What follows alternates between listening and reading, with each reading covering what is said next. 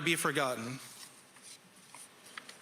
At this time, I ask Brigadier General Jonathan Bennett to step forward, as he was a key mentor in Major Khork's career, to say a few words. And Cody, your friendship will never be forgotten by me and my family.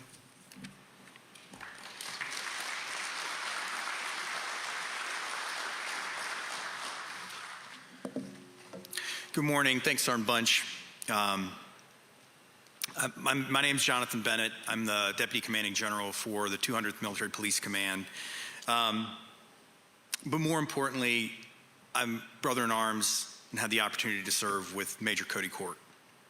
I think everybody here this morning is feeling a lot of different emotions, most of it deep sadness. And we don't always deal with that well in the military, in the Army especially. And I just want to say, take time to take care of yourself and recognize that it's okay. Cody would be the first person to tell you that, to take care of yourself and look after those around you. Before I start, I do want to just say one thing and recognize we have a lot of people here from this community that are supporting Cody and the family. We've got sheriff, congressman, we've got first responders from everywhere. I mean, the amazing outpouring from this community is phenomenal. I'd like to give them a round of applause real quick.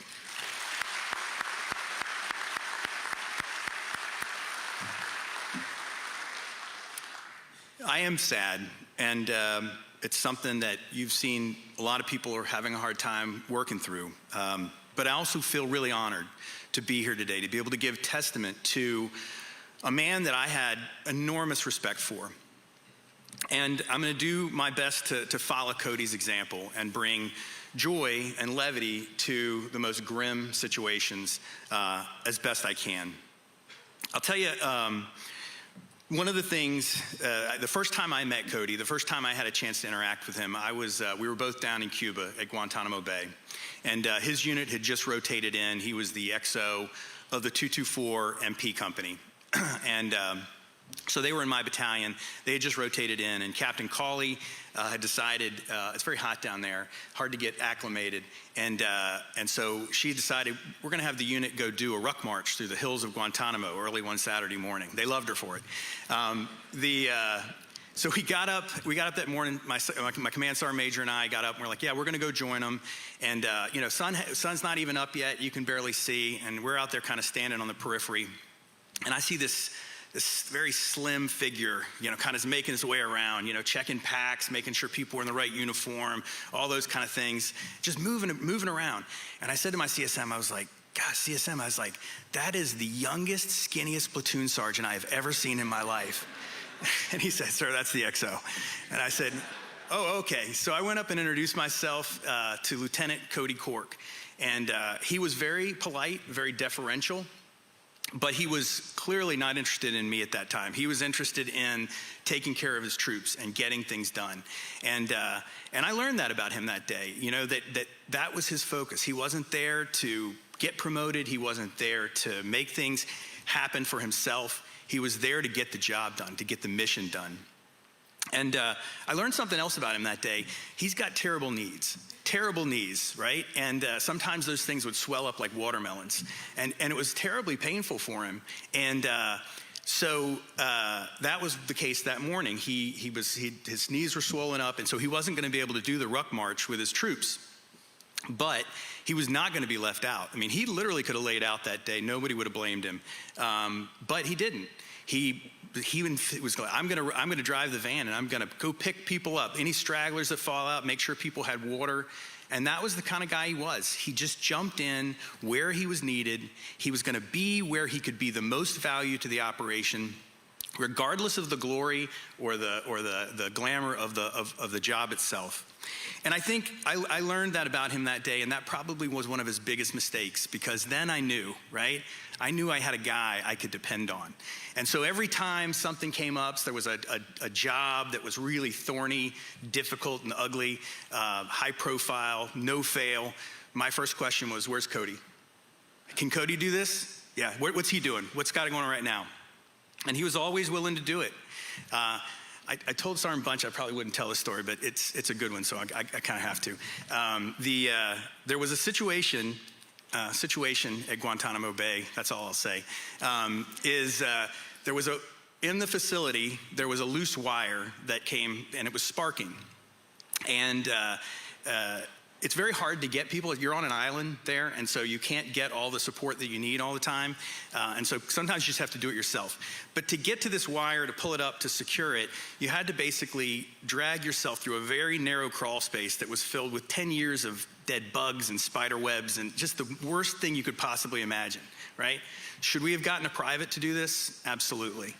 Should it have been an engineer? Yes, should have been an engineer. Was there anybody skinny enough to fit into that crawl space except for Cody Khork? No.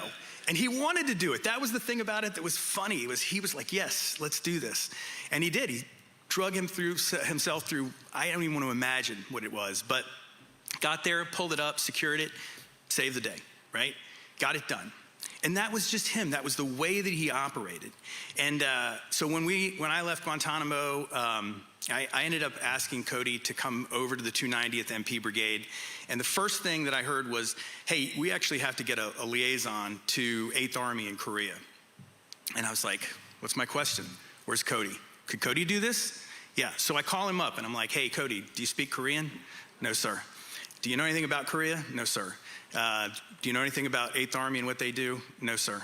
Do you want to go be the liaison to 8th Army in Korea? Yes, sir. Absolutely. Absolutely. And that was it. He didn't want to know what the job was. He didn't want to know how long it was. You know, he didn't even want to know, like, how long before I have to report. And it was 45 days. And he was like, I'm in. That was his thing. And he went over there and did a phenomenal job. In fact, I got emails after emails from 8th Army Provost Marshal and the commanding general over there about what a great job he did and set us up for a tabletop exercise and rock drill with the Korean MPs that went phenomenally. And originally they had wanted a major, and they were kind of like, Captain Khork, I don't know. But he set the standard. He set the standard for that. And that just happened again and again. Those who were here from the 317th, after he got back from Korea, the word came out, hey, we need to deploy real fast a battalion to Poland. And so we were working on the roster, Colonel Gilligan, Megan, you know, so many people were on that. And there were no MP slots left. But there was an S6 slot. So S6 is the people who do communications equipment and IT and things like that. So what about Cody? Hey, Cody, do you know anything about like commo equipment or computers? Not really. You don't want to be the S6 in the 317th MP Battalion? I think, Tom, it was you, or I don't know where you are, but I think it was you that had this conversation with him. Yes, sir, absolutely. Let's do it. And he went over there and did a phenomenal job on very short notice. And about midway through that deployment, the HHC commander had to depart. And so who do they turn to? Cody Khork, of course, right? He's the first choice. And you know what? He was halfway through that deployment. He could have just kind of ridden that right into the sunset, right? And just been, but no, he continued to set the standard. In fact, he ended up leading that company to win the Bandholz Award, which is the best MP company in the United States Army. The best MP company in the United States Army. That doesn't surprise anybody here, I promise you.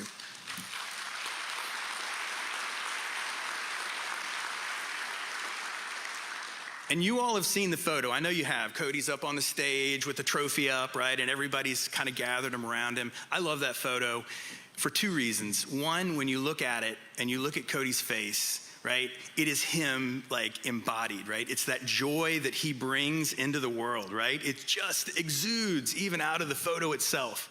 But the other thing I want you to notice when you look at that picture, look at where other people are looking. Where are they centered? They're centered on Cody.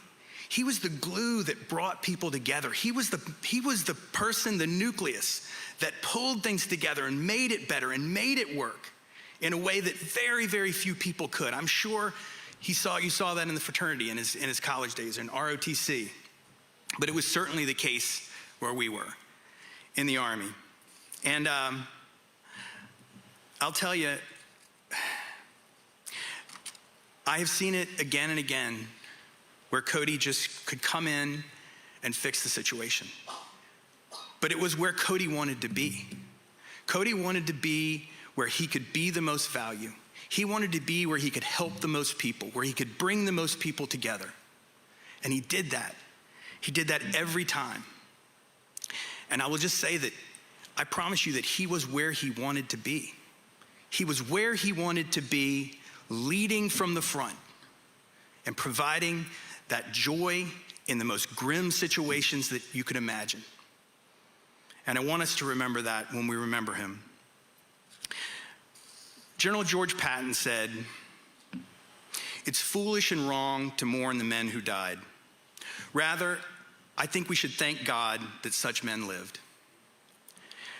With respect to General Patton, I think we can do both.